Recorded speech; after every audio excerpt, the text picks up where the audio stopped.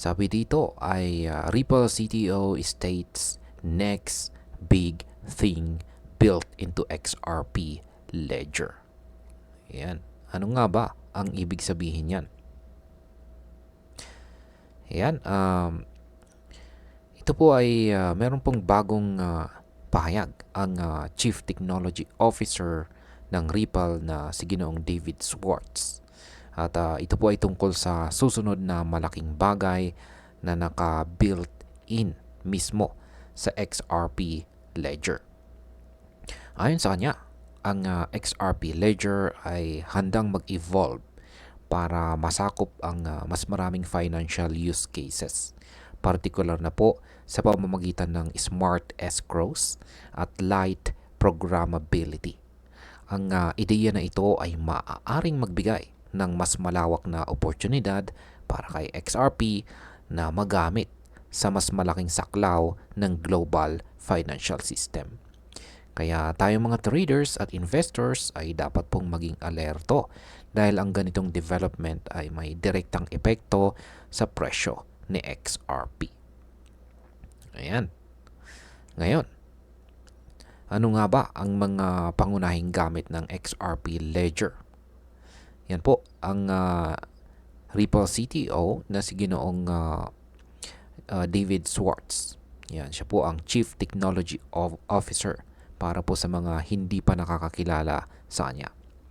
Yan, kanya pong ipinaliwanag na ang XRP Ledger ay sadyang dinisenyo upang tugunan ang ilang particular na financial applications gamit ang kanyang native features. Kabilang dito ang decentralized exchanges, issued assets at escrows. Ayon sa kanya, sapat na ang mga ito upang masakop ang halos 80% ng pangangailangan ng financial sector. Yan, meron po siyang aktual na interview dito. Panoorin na lamang po natin mamaya. Yan, sa market perspective po natin dito ay napakalaki po ang ibig sabihin nito. Kapag ang isang blockchain ay kaya ng tugunan ang majority ng financial use cases nang hindi po nangangailangan ng komplikadong adjustments, mas nagiging stable po at efficient itong gamitin. Ang stability na ito ay pwede pong magdala ng kumpiyansa sa mga investors at institutions na magpapatibay ng presyo ni XRP. Ngayon ay ano naman ang papel ng smart transactors? Bagamat kaya po ng kasalukuyang mga tools ang malaking bahagi ng financial activity, binagyang diin po ni Ginong Schwartz ang potensyal ng smart transactors upang mas mapalawak pa ang kakayahan ng ledger. Sa kanyang pananaw, ang light programmability ay kaya pong magsilbing tulay para sa mga use cases na nangangailangan ng mas kaunting flexibility nang hindi bumabagsak sa mga problema ng full Turing complete smart contracts. Kaya yan, napaka-technical. Kung makakamit po ito, tataas po ang value proposition ni XRP. Kaya sa market impact, ibig pong sabihin nito ay maaari pang lumawak ang gamit ng XRPL sa mga niche applications tulad po ng loans at iba pang financial products.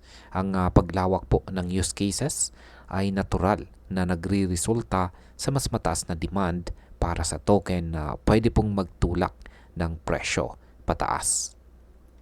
Yan.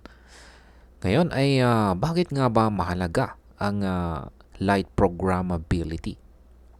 Ayon po kay Ginoong Schwartz, may mga particular na use cases na hindi po kayang gawin ng kasalukuyang XRPL features ng walang kaunting smart contract capability. Ang limitadong programmability na ito ang magiging logical step forward upang mahuli pa ang mas maraming oportunidad sa market. Para sa market analysis, napaka-importante po nito dahil ipinapakita na ang XRP Ledger ay hindi man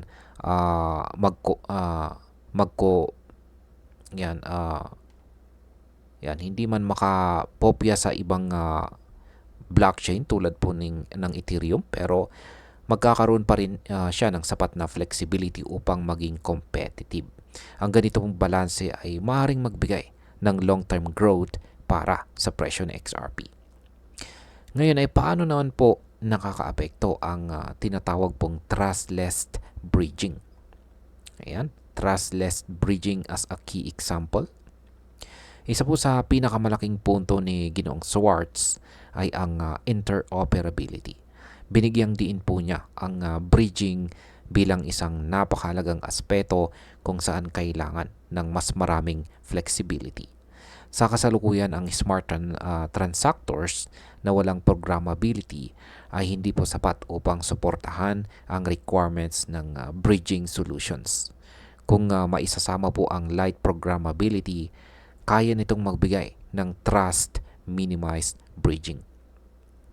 Sa madaling salita, mas magiging ligtas at efficient po ang paglipat ng assets sa pagitan ng iba't ibang blockchains.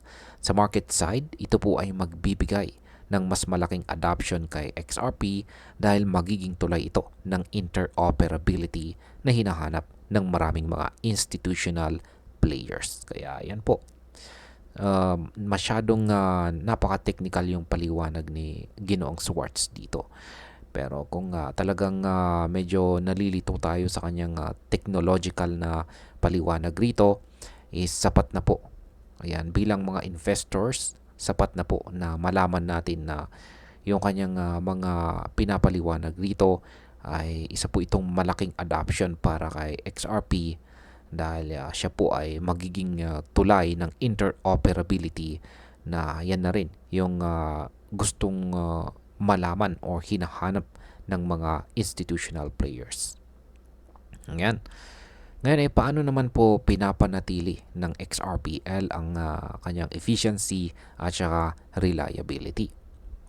Ayon po ulit kay Ginoong Schwartz, hindi po magiging Turing complete Ethereum clone itong si XRP, ito pong XRP Ledger. Sa halip ito po ay mag-i-evolve sa paraang mananatili ang kanyang bilis, security at mababang transaction cost.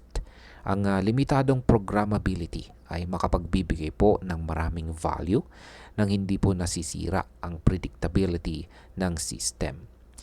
Kaya sa aking pananaw, ang ganito pong focus sa efficiency at reliability ay nagbibigay ng edge kay XRP laban sa mga competitor.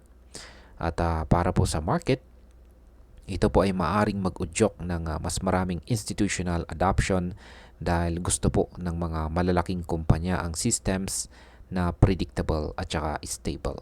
Kapag pumasok po ang mga institution, tiyak na tataas ang liquidity at posible pong sumipa ang presyo ni XRP. Ngayon ay pag-usapan naman po natin ang epekto nito sa DeFi. Nakikita po ni Ginoong Schwartz na may malaking papel ang XRP Ledger sa institutional DeFi.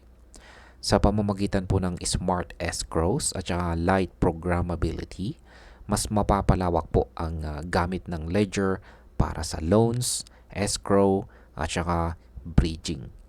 Ang ganito pong development ay makakapagbigay kay XRP ng mas malawak na papel sa decentralized finance habang pinapanatili ang kanyang efficiency. Kung magiging successful po ito, tataas ang adoption ng XRP sa institutional level. Sa market, pwede po itong maging trigger para sa long-term bullish trend dahil mas maraming use cases ang magbubukas para kay XRP. Yan ang opinion ko naman tungkol dito ay ang pahayag po ni Ginoong David Schwartz ay isang malinaw na indikasyon na patuloy po na umuunlad or patuloy po na nadidevelop ang XRP Ledger sa direksyon na makakapagbigay ng mas malaking halaga sa financial ecosystem.